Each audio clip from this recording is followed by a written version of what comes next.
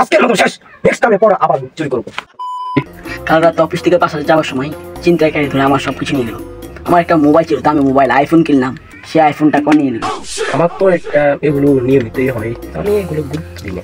বলেন না ওদেরকে, আপনি কিছু বলেন না ওদেরকে। কি করার, ওরা আমার থেকে চিন্তাই করে নিয়ে যায়, কিছু তো করা যায় না। তারা যদি আমাকে মেরে ফেলে।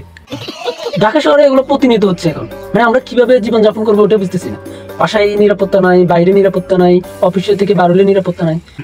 এদেরকে ধরে মারতে হবে। এরা সামনে আসলে এদেরকে আইনের কাছে তুলে দিতে হবে। ঠিক বলছেন ভাই, আপনার কথা তো ঠিক আছে, আমরা এগুলা দেখতে হবে, এগুলো প্রতিহত করতে হবে অবশ্যই। এখন সব জায়গায় হয়। এখন মনে করেন যে আমরা এখন আড্ডা দিচ্ছি, এখানেও হতে পারে। কিভাবে সম্ভব?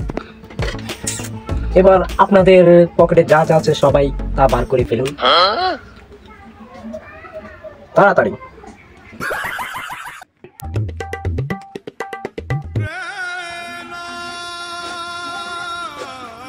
আপনারা লড়াচড়া করবেন না, যেরকম আছে সেরকমই থাকবেন। আজকের মতো শেষ, নেক্সট টাইমে পড়া আবার চুরি করবো।